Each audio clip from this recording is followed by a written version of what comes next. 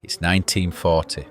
Nazi Germany has turned much of Europe into a smouldering ruin. Poland has been crushed. The world is only just starting to hear whispers, rumours about a new kind of camp the Nazis have built. A place called Auschwitz, a place no one escapes from. And one man asks to go in. Soldier, spy, patriot. And perhaps the only person in history to voluntarily enter Auschwitz. Not just to survive, but to fight back from the inside. This is the story of a man who infiltrated hell and lit a match. It's the early 1900s. You're standing on a quiet farmstead in what used to be Poland, now under Russian control. The language you speak is banned. The flag you once saluted, gone. But in this house, Polishness lives in whispers, in history lessons told by firelight, in songs sung softly, defiantly. A boy grows up here. He rides horses through the fields, sketches wildflowers, reads books about ancient wars and brave men. But already there's something in him, a spine of steel forming young. At 14, while most boys are chasing games, he's joining secret scout units, training in silence, watching the world fracture around him. The Great War breaks the empires apart. And when Poland rises from the ashes in 1918, he doesn't hesitate. He fights. It's brutal, muddy, bayonets and bullets in the Polish-Soviet War. He rides with the cavalry, yes, horses, and survives the kind of close-quarter battle that changes a man. He earns medals, not for killing, but for courage. After the war, he steps back, marries, has children, paints, farms. He's not a soldier anymore. On the surface, he's just a man planting crops and brushing dust off his boots. But if you look closely, the soldier never really left. The year is 1939. Germany invades Poland from the west. The Soviet Union invades from the east. In a matter of weeks, the country is torn in half. Cities burn, soldiers scatter, the government flees. But resistance begins almost immediately. And right in the thick of it, our mystery man. The same quiet farmer, the same decorated cavalryman from the war 20 years earlier. He picks up a rifle, mounts his horse, and rides into battle one more time. When the fighting ends, he doesn't run, doesn't hide. He goes underground. Using fake names, forged papers, and secret apartments, he helps form one of the first resistance groups in occupied Poland, the secret Polish army. He trains new recruits in how to fight, how to move in silence, how to disappear. He builds weapons caches, smuggles intelligence, prints underground newspapers, lives like a shadow, slipping through German checkpoints with a satchel full of classified documents and a calm, unbreakable stare. But then, something darker starts to take shape. People are being taken. Activists, priests, Jews, officers, intellectuals, they vanish into a place called Auschwitz. At first, it sounds like a prison, then a labour camp, then something worse. There are rumours, whispers of mass killings, experiments, starvation. But no facts, no hard intel. Not even the Polish resistance knows what's truly happening inside. Auschwitz is a black hole. Not everyone believes what they're hearing. Auschwitz is a death trap. No one escapes. No one infiltrates. But he doesn't flinch. He proposes the plan himself. He'll get arrested in a street roundup. He'll go in as a common prisoner. He'll build a resistance network from the inside, send reports, organise sabotage, and somehow find a way back out. It's not a suicide mission, it's strategy.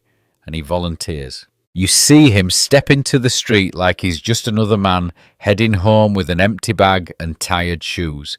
But this is no mistake. Witold Pilecki has chosen this. He gets swept up in a German roundup, shouted at, shoved around, crammed into the back of a truck like livestock. There's no trial, no explanation, just a destination. The train yard stinks of oil and fear. Guards scream, dogs bark. People are herded like cattle into the boxcars. 30, 40, 60 bodies packed into one dark, airless container. No windows, just slits in the wood.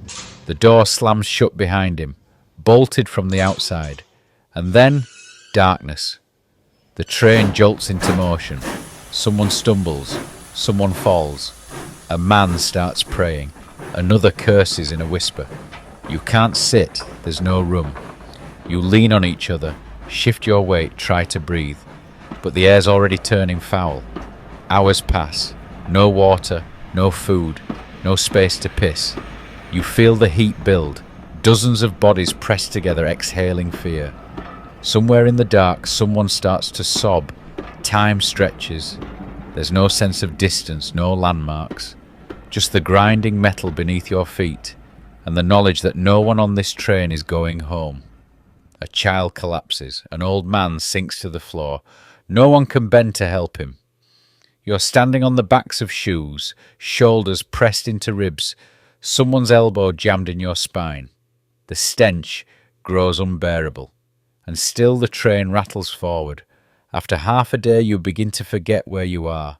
Your legs burn, your lips crack.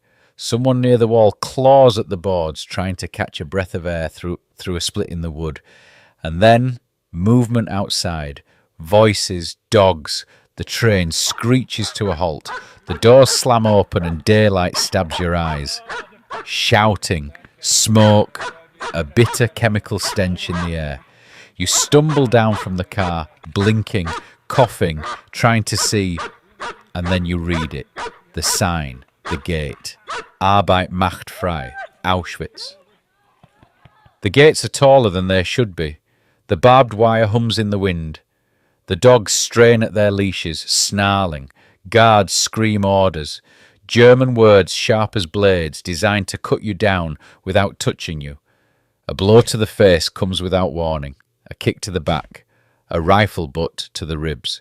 Men fall. No one stops to help. You move forward because there's no other direction. The uniform comes next, if you can call it that. Striped rags. A cap too small, wooden shoes that blister your feet on day one and never stop. Your hair is shaved, your name is erased, you're not a man anymore, just a number. 4859. Witold doesn't flinch, he files it away. Everything matters, every pattern, every name, every movement, because this isn't survival, this is reconnaissance. Auschwitz in 1940 is still evolving. The gas chambers are not yet the centrepiece. The mass murders haven't reached industrial scale. Not yet. For now, the camp kills you with cold, starvation, disease and labour. Work details leave before dawn. They build fences, lay bricks, dig pits they won't climb out of. Witold takes the beatings. He eats the watery soup, drinks from the tin cup that never gets washed. He keeps his mouth shut, but his eyes are always moving. Soon, the others start to notice. He listens. He helps, quietly, calmly.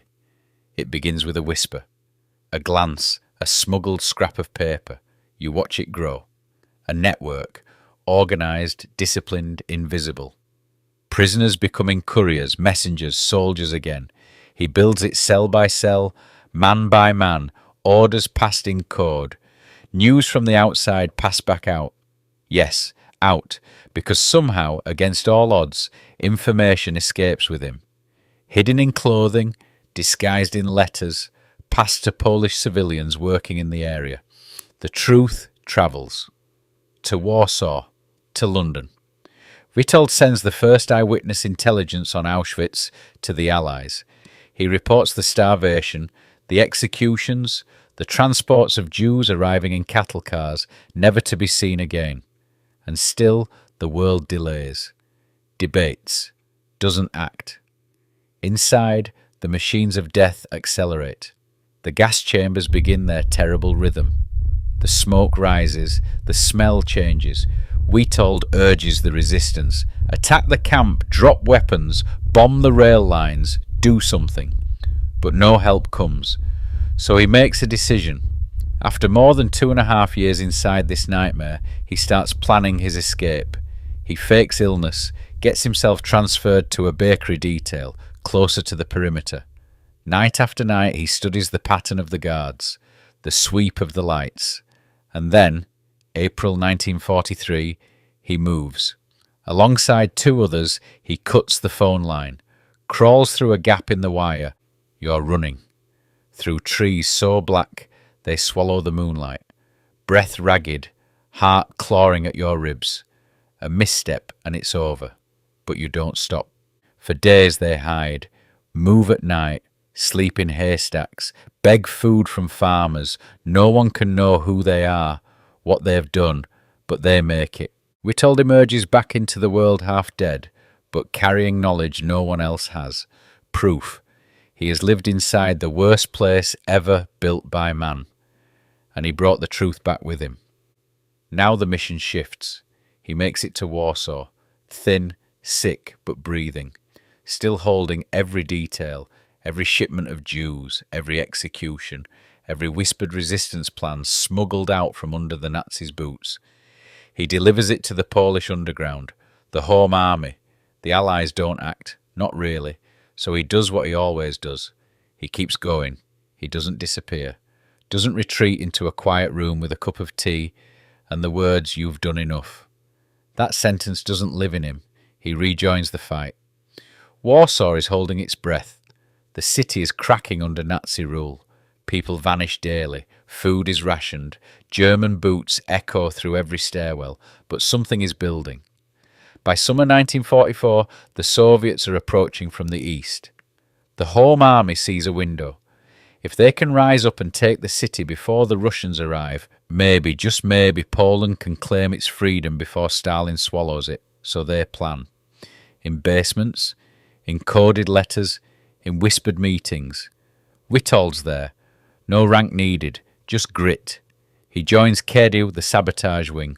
Street combat, supply raids, assassinations. He trains men to move like shadows. Then the day comes. August 1st, 44. The uprising begins. You hear it before you see it. Gunfire cracking off stone. Molotovs bursting against tanks. Young men and women with homemade weapons storming German posts. Capturing city blocks. Pulling down swastikas. Warsaw ignites. For 63 days they fight. Outnumbered. Under-equipped. Alone. Witold moves through the smoke. Commanding. Treating the wounded, blowing bridges, running messages through sewers filled with death. No front lines, no safety, just shifting corners of freedom that the Nazis bomb to pieces by nightfall. You hear the Luftwaffe scream overhead, entire districts levelled, hospitals hit, civilians buried alive. But they don't give in, even as the Soviets wait across the river, watching but not moving. Stalin lets the rebellion bleed, lets the Germans do his work for him. By October it's over. The resistance is crushed. Those who survive are captured, exiled or executed. Witold doesn't die, not yet. He slips through the ruins, keeps going. Because this war isn't over just because the Nazis fall. The next chapter is darker still. But for now, you see him there, dust-covered, bruised, unbroken, standing in the shattered skeleton of Warsaw. One man who keeps showing up, no matter the cost. The Nazis broken, Auschwitz behind him, the uprising burned into memory. You'd think a man like this, who's given everything, gets to rest. But Poland doesn't get peace, not really. The Soviets roll in, not as liberators, but as occupiers. One tyranny replaces another, this one with red flags and cold smiles. Witold sees it coming. He's always seen what others miss, so he stays underground. A new enemy, same mission. He builds networks again, this time to track Soviet atrocities, secret trials, arrests, disappearances. The silence isn't as loud, but it's just as dangerous. He gathers evidence, sends reports to the Polish government in exile in London. It's all too familiar, too necessary, and this time it costs him everything. May 1947, he's arrested. Not by the Gestapo, but by his own countrymen. The new communist regime drags him into a basement cell. He's stripped, starved, broken, tortured by men who call themselves Poles. For nearly a year they try to crush him, to make him betray others. He says nothing. During the show trial, they call him a traitor, a spy, a threat to the state. He stands straight, unapologetic, calm. He says, "I tried to live my life in such a fashion so that in my last hour I would rather feel joy than fear." On May 25th, 1948, they take him to the basement of Mokotów prison. A guard puts a bullet in the back of his head. No funeral, no grave. His name is erased, buried beneath propaganda and fear. But silence never holds forever. Decades later, the truth surfaces. Documents smuggled, stories passed down, names remembered. Witold's courage becomes undeniable. A soldier who volunteered for Auschwitz, who built a resistance inside the belly of death, who fought Nazis and Soviets alike, who gave his life again and again for a country that wasn't ready to honour him. But now, today, statues rise, books bear his name, schools teach his story. A hero once hidden, now etched into history, not as a victim, but as the defiant heartbeat of a free Poland. He never saw the world he dreamed of. But you see him now, standing in the shadows of the 20th century, unshaken, unbent, a man whose weapon was truth, a man who walked into hell not to survive it, but to expose it.